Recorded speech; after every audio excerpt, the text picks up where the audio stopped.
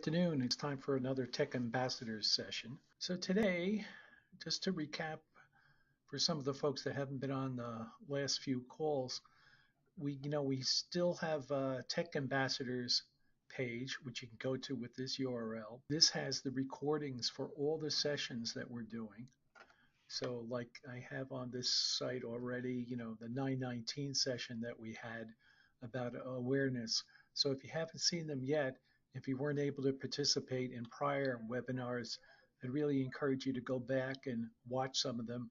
And we're trying to assemble them also into a book of printouts of the PowerPoints so that you can just follow along, you or whoever else is doing it in your program. But so this is going to be, I believe, our fourth Tech Ambassador session. So we're moving along pretty well. I also encourage you, I sent out invitations. I can send them out again if you want. The Slack account. And the Slack account is really important because you can go on it, ask questions of me and the other people in Tech Ambassadors, and also all the people that are in our Tech Learning Exchange, which numbers about 30 people across New York State. So from the simplest to the most complicated question, they're all welcome. There's a simple guide to how to get started on Slack. It's a really good way for us just to stay in touch with each other.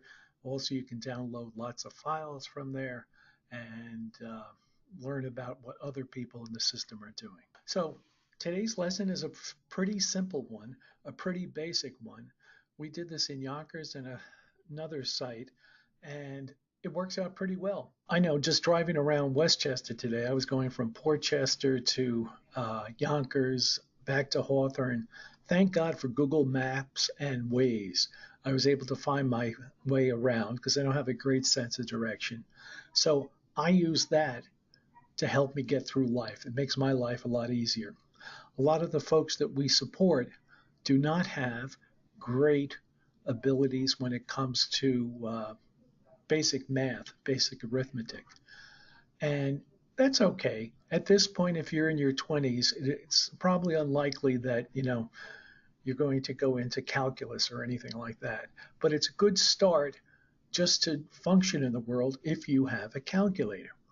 And this whole exercise is based upon using a big calculator.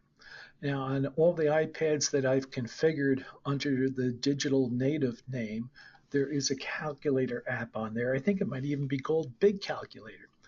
Once you open it, it's a very simple calculator, very basic, but it fills up the whole screen.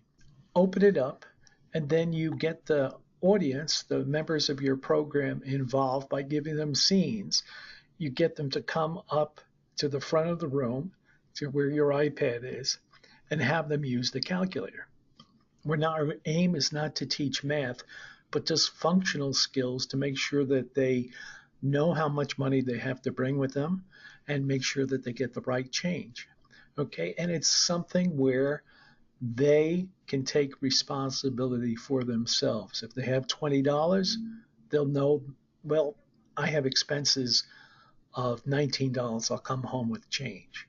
But they're doing it for themselves. They're not relying upon somebody else. Now, of course, this is a perfect ideal, but man, if we don't aim for the ideal, what's the point of everything? And at the end of the day, you got to make it fun. We did this with the group down in Yonkers, and Tasha was there, and I think she'll agree it was a lot of fun. So let's talk about some of the scenes that are involved in this. So one scene, a very simple one. You go to the store for a Coke. Somebody in the audience says, I don't drink Coke. I drink 7-Up. Okay, go with the 7-Up. And for $1.25, you have $5 in your pocket. How much money are you going to be left with? Okay, same thing with a grocery shopping list. Let's make the list. And I got all these prices right off of Google. I just typed in how much is a dozen eggs, and this is an average price. I haven't recently seen 205 in New York City, but milk, bread, ham. So you just give them the items, and you can give them the prices to start with, or you can have them search on Google. It's a great exercise. All you have to do is how much is a pound of ham? How much are chocolate cookies? And then it gives you 5,000 different chocolate cookies to choose from, which would be a lot of fun just to go through the cookies. And then once you select it and you put up the price there, you take out the big calculator, you total it all up, and whatever the total comes to, I haven't totaled this, but whatever that price comes to, and if I have $20 in my pocket, is that going to be enough for my shopping trip? If not, how much more do I have to bring, and how much change can I expect to bring home with me? And the next scenario is the one that we had a lot of fun with at Yonkers, where it's time to go to the movies. And you go to the movies, and this is an IMAX movie, so this is going to be pretty expensive. So $20 for the IMAX movie. A small popcorn is 5.50, and then a Coke on top of that 5.25. So how much money do I have to bring with me? And if I'm taking somebody with me, am I paying for them, or are we splitting the costs on this? What's the story? I know when we started talking about a date with the guys, it got to be a lot of fun where folks were just going crazy. Oh, he's going on a date. He's going on a date. Or she's going on a date. So that's half of the fun of this. You can make it that the girl is asking, well, thank you for bringing me to the movie and buying me popcorn and Coke, but I would really like some M&Ms. And there goes the budget out the window.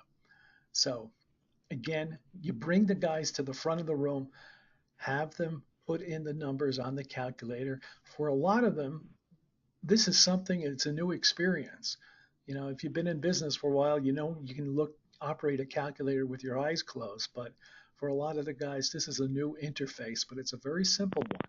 But it's an important lesson to go through.